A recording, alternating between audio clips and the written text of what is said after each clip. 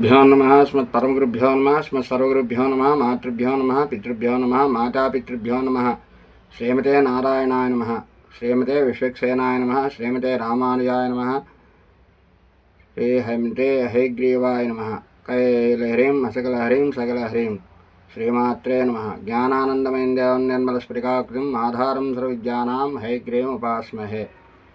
నిన్నటి వరకు కూడా మనం 71 శ్లోకాలు చెప్పుకున్నాము. ఇవాళ 72వ శ్లోకం చెప్పుకోబోతున్నాం.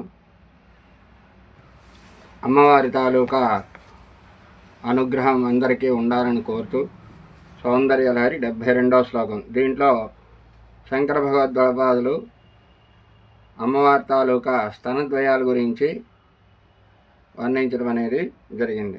సమం దేవి స్కంధద్విపవదన పీతం స్తనయుగం తవేదం నః కేరం హరతు సతతం ప్రశ్నుతముఖం యదాలోక్యాశంకాకులితహృదయో హాసజనకః స్వకుంభో హేరంబః పరిమృశతి హస్తేన ఝటితి.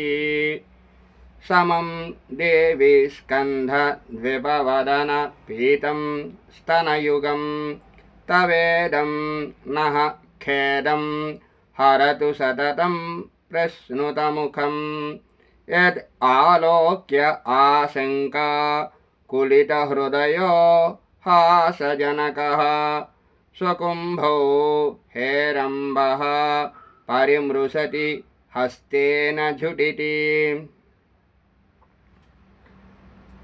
దేవి, ఓ పార్వతీదేవి, యత్ ఏ నీ స్తనద్వయము నీ చన్నుల జంటను ఆలోక్య చూచి ఆశంక అనుమానము చేత తన శిరస్సుపైనున్న కుంభములు అపహరింపబడ్డాయేమో అనే అనుమానం చేత ఆకులిట ఆకులపాటు పొందిన కలత చెందిన హృదయ మనస్సు కలవాడై హేరంబ గణపతి హాసజనక తన తల్లిదండ్రులకు నవ్వు పుట్టించేవాడి తన శిరస్సుపై కుంభములు అపహరింపబడి తల్లి కుచుకుంభాలుగా చేయబడ్డాయనే అనుమానం గల కొడుకును చూచి ఈ బాలుడు తెలివి తక్కువవాడని తల్లిదండ్రులు నవ్వుతున్నారని భావం.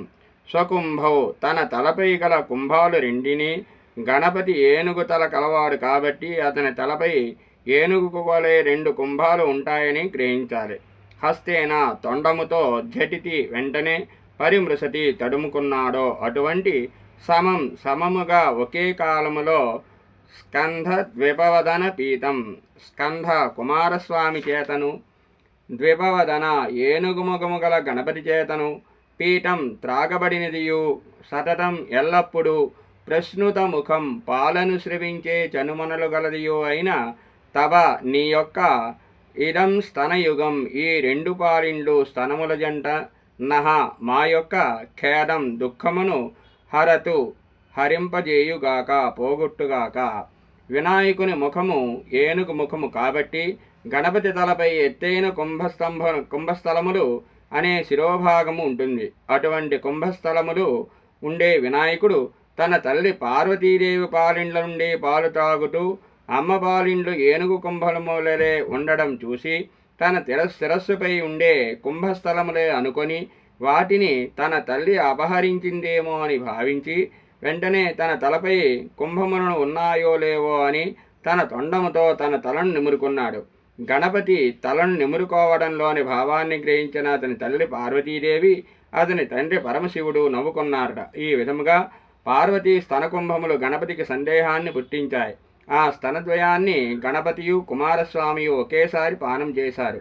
పార్వతీ స్తనద్వయము బిడ్డలపై ప్రేమతో పాలతో నిండి పాల బిందువులను చిందిస్తూ ఉంటుంది. అటువంటి పార్వతీదేవి స్తనద్వయము మా దుఃఖాన్ని పోగొట్టి సంతోషమును ఇచ్చుగాక అని ఆదిశంకరాచార్యులు దీంట్లో మనకి చాలా చక్కగా వివరించడం అనేది జరిగింది. స్వస్తి ప్రియాభ్య పరిపాలయంతాం న్యాయేన మార్గేణ మహీం మహీషాః గోబ్రాహ్మణేభ్యः శుభమస్తు నిత్యం లోకాः సమస్తాः సుఖినో భవంతు.